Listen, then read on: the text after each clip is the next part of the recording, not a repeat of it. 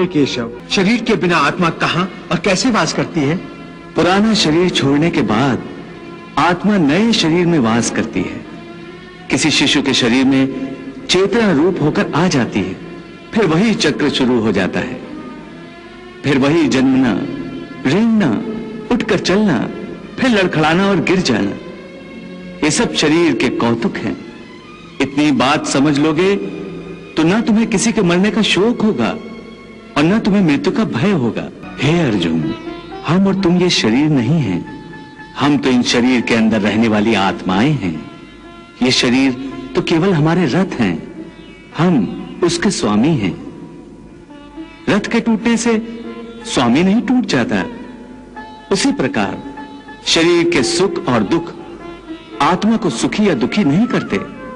यदि हम आत्मा हैं, तो फिर ये सुख दुख का आभास हमारी आत्मा को क्यों होता है? ये सुख दुख का आभास आत्मा को नहीं होता, केवल शरीर को होता है। तो फिर आत्मा को क्या होता है?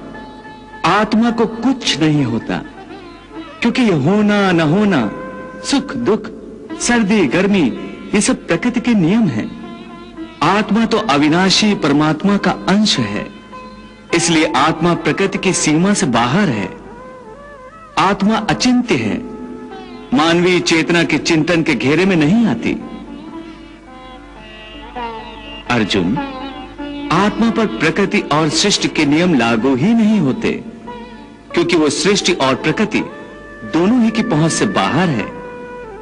जैसे एक चिंगारी अग्नि का ही अंश होती है, वैसे ही आत्मा परमात्मा का ही अंश होता है। इसलिए वो नित्य, अजन्मा, सनातन और सर्वव्यापी है, स्थिर रहने वाला और अचल है।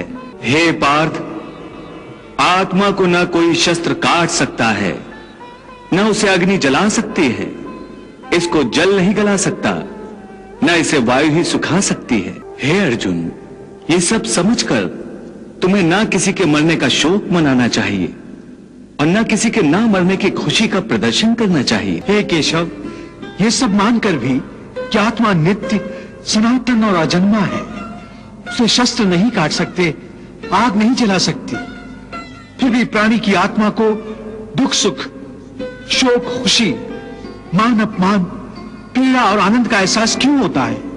हे पार्थ, मैंने पहले ही तुम्हें बताया कि सुख दुख का आभास करना आत्मा का नहीं, शरीर का काम है। यत्र विश्वम भवति एक नीडम, अर्थात समस्त विश्व एक घोंसला है और हम सब उसी घोंसले के पंछी हैं।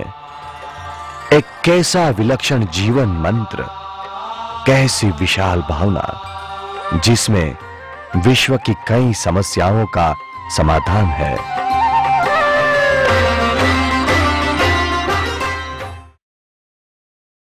एक व्यक्ति के जीवन की भव्य जागृति समग्र राष्ट्र के भाग्य को बदल सकती है, समस्त मानव जाति के भाग्य को भी।